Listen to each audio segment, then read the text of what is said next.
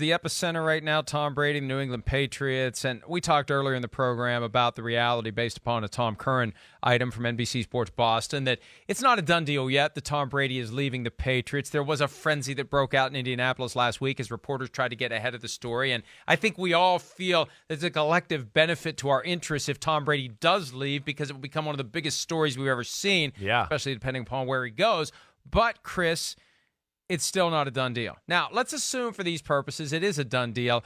What do the Patriots do next at quarterback if and when Tom Brady is gone? That's the subject of this segment, and I'll let you go first. Give me a guy or two that you think would make sense for Bill Belichick, Josh McDaniels and company if Tommy leaves. Well, I think right where we've heard the rumors and conversation, I do think the Andy Dalton thing's real.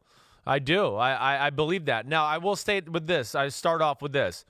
I do think there is great hope and potential in that organization. I feel, or the feeling for Jarrett Stidham, who's there. Now, whether they want to go and let him ride and die and be the guy in year 2 of his career, I doubt that. But I do think Andy Dalton would be a guy that I look at right away that, hey, yes, he can run that offense. I think Andy Dalton, a little bit like Ryan Tannehill, is probably a little better than we all give him credit for.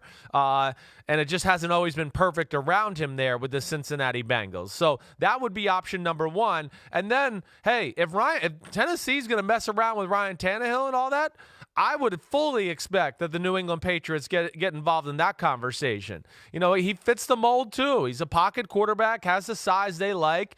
He can throw the ball and, of course, can make some plays with his legs as well. I would think that would be the next guy they look at if they can't figure out an Andy Dalton trade. And let me just say this about Ryan Tannehill. If Bill Belichick makes a play for Ryan Tannehill, chances are Tannehill is going to be a star in that offense. Simple reason. They dealt with him from 2012 through 2018, subject to whatever games he missed due to injury. And he missed all of the 2017 season. But he knows this guy. He's come up with defenses to try to stop this guy. The same reaction I'll have for Tannehill is the one I had for Stephon Gilmore. When they signed Gilmore, it's like, this guy's going to be a star in that defense because they've seen him 10 times over the last 5 years. They know what they're getting because they've been his opponent. So they may not want Tannehill because of that. But if they do, that's the ultimate litmus test to say he's going to be great, because they wouldn't want him if they didn't think he was going to be great based upon everything they learned while dealing with him. That's right, dealing with him. They saw him in the wild card playoff game this year. I'm sure there's people on that staff that still talk to Mike Vrabel, and he's told them things that are probably positive throughout the year about Ryan Tannehill. So I'm with you. I think that makes a lot of sense. And I don't know, if we get closer here to the free agent deadline, I'm not so sure Tannehill's not the first guy they call, and then maybe Andy Dalton's plan B from there. And then, hey, where do they go after that, I think is the next question. Like, what if those two options don't happen? What if Andy Dalton gets traded to the Cincinnati Bengals? What if, the Tennessee Titans and Ryan Tannehill figure out a long-term contract here sometime in the next 10 days? Where do they go from there? I think that's the big question to me. And that's where I don't know, and, I'll flush it out with you here. Well, there's one guy who is undefeated in his career against the New England Patriots. Now, he's only 2-0, but still, 2-0 against the Patriots in this decade is pretty impressive, and that's Cam Newton. Wouldn't that be something if Cam Newton ends up in New England? Now, you'd want to be damn sure he's healthy, but you're looking for a quarterback with some mobility and a coaching staff that would know how to use him the right way and not unnecessarily expose him to injury. Man, that is a fascinating concept. I still think the Chargers make more sense because they need someone to fill up that stadium. But, boy, the Patriots could do a lot worse than Cam Newton, and they've seen some of the best of Newton when they faced him and lost to him twice. Yeah, they definitely. You're right. There's not a lot of quarterbacks who can sit out there and say, I've never lost to the Patriots. I got a winning record against Tom Brady. Cam Newton's on the short list there. I feel like Russell Wilson, I think he's got the edge on him, and we're talking about maybe that's about it.